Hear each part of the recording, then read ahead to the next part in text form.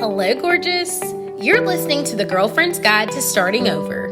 On this podcast, we talk about everything from dating and relationships to personal development. We also speak very candidly about the F word, and by that, I mean failure. So grab a pen, tag a friend, and let's talk about it. All of it. Undergoing, overcoming, and simply trying to make it through. Are we live? We are. Hello, gorgeous. Happy Wisdom Wednesday. I am so excited that you are back here with me. I literally just rolled off the mat. I was like, oh my goodness, look at the time. I got so much to do this morning, but I never want to miss an opportunity to pour into you. So today we are talking about the one habit that has really saved me so much, as far as relationships and embarrassment and grief and over again. And that is the power of the pause. Okay. So when I have been thinking, honestly, y'all, anytime I change subjects, it's like, I don't know, because maybe it's at the forefront of my mind, but I get the opportunity to sharpen my toolkit. Okay. And so I would be lying if I did not say that the last couple of weeks as a leader have been really challenging. I have been given opportunity after opportunity to demonstrate restraint and emotional control. And so I was doubling down on my self-care the other night. I'm doing my gratitude journal. I'm doing all this stuff. And I wrote the words, I am so glad that I have learned the art and the power of a pause. And I was like, ooh, that's really profound. But when we pause, we offer ourselves the ability to collect our thoughts, to really consider how we're feeling, and to think about the outcome that we want from this situation. Now, I know that a pause can be super uncomfortable. Super, especially when you're in a verbal kind of conversation and somebody is saying something or you're texting back and forth and the flow is going really, really well. And then they say something and you don't respond right away because you need the time to collect your thoughts.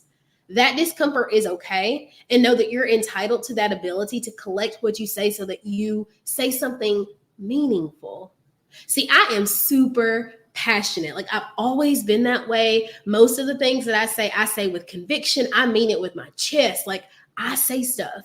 And I've had to learn that that's not always the best thing to do right away. It's always the right thing to do, to speak with conviction and to mean what you say. But sometimes we get to take a step back and we get to learn, how do I say this in love? How do I say this with more empathy? How do I say this in a way that honors me and respects the person that I'm talking to?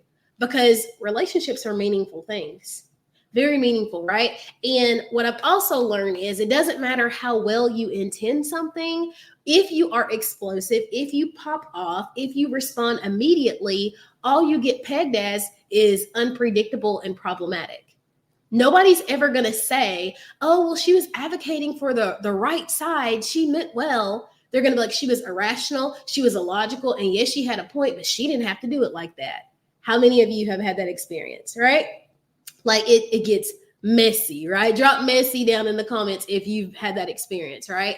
So I want to challenge you this week to consider, where can you pause? Where can you take a step back so that you can make sure you're communicating yourself in a fashion that is honorable to you? When I used to work with kids, I know many moons ago, I worked with children.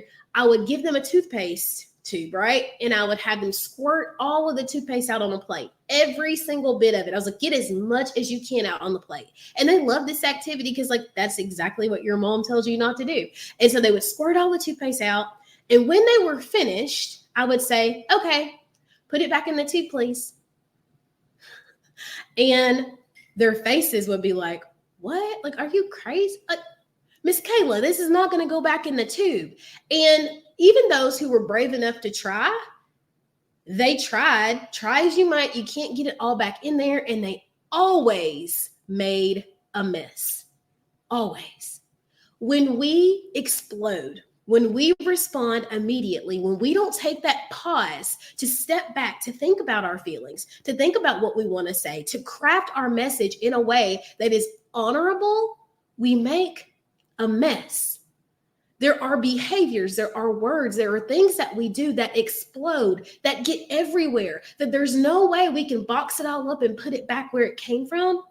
And it almost always leaves a mess. So I'm encouraging you to take a pause.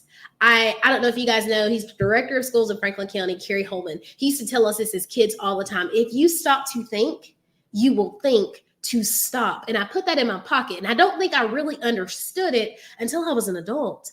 If you take that moment to just stop and think about what is going on, how am I feeling? What outcome do I want from this situation? And how am I fueling this? You will think to stop. Because at the end of the day, people say very frequently, at the end of the day got to end. I had to say it, but people say like, if it doesn't matter, if it's not going to matter in 5 years, don't spend 5 minutes waiting on it or thinking about it. I don't know that we can always do that, but I will say we have to think about the long term. Do you want this relationship with this person? Do you care about how you're talking to them? How is this going to affect you down the road? And that goes for people say, my coworkers no, your coworkers aren't your friends, but you may need them to cover for you, or you may have to cover for them, or these are things that we take with us long term. Life is not just about you. Even as the main character, you can make your life much more challenging by the way you manage your emotions, okay? And because I'm so passionate about this, I am hosting an entire masterclass tomorrow on emotional management. If you want to know more of the questions that you can ask yourself when you're taking that pause, if you want to know, like, Kayla, what am I supposed to do with all of these bottled up feelings, and how is that affecting me to bottle them up? If you want to know, like, Kayla, how do I stop crying at the drop of a hat? How do I stop popping off? Like, what should I be doing? How do I plan out so that I am not an emotional wreck? Then come hang out with me, because I'm giving you the blueprint. I'm calling my masterclass WOOSAH because I'm old school, bad boys for life. And I want you to be there. I love you. I want the best for you. And I know that this information can transform your life. I'm going to drop the link below. Do not miss this opportunity, okay? It is life changing. We'll talk soon. Have an excellent week, and I'll see you tomorrow.